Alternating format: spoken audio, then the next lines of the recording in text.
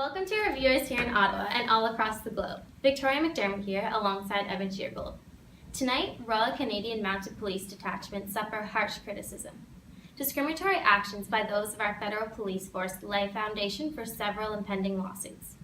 Over 300 female officers have formed a class action in an attempt to level the gender playing field within the force. This lawsuit stirs controversy on the national stage.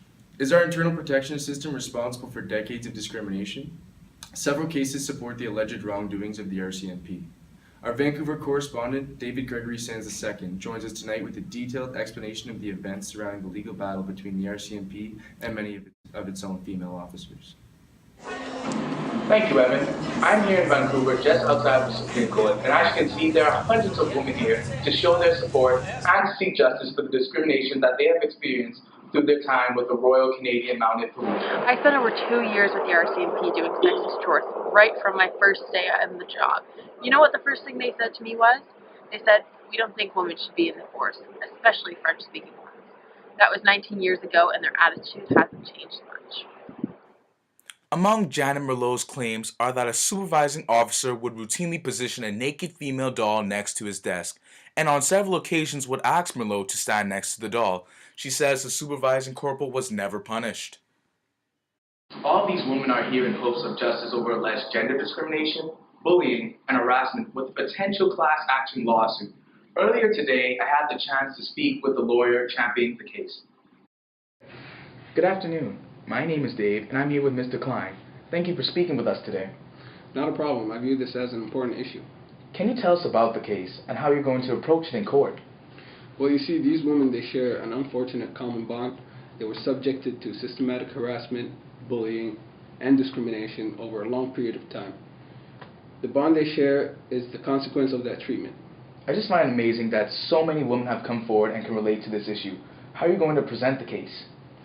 I will introduce the case and prove that misconduct has occurred over a period of months or years, was committed by multiple perpetrators, and was ignored by management on multiple occasions. Thank you, Mr. Klein. We will now go back to the studio. Thanks, Dave. Now we have a segment on another issue the RCMP has faced in the past. The current claims over gender discrimination only represent a small portion of issues that are prevalent within the organization.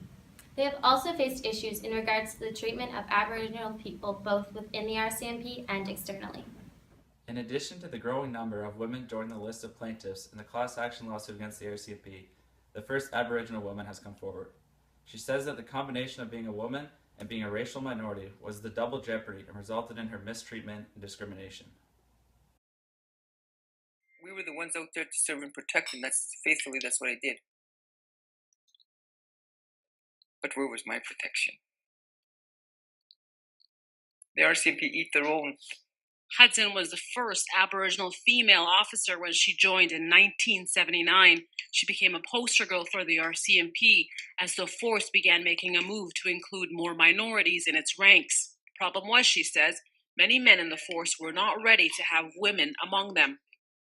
One of the men deemed responsible for this offensive behavior is Inspector Tim Shields. He holds the position of District Duty Officer and was not removed from his prestigious position in the RCMP hierarchy throughout all the complaints and reports until this class action was filed.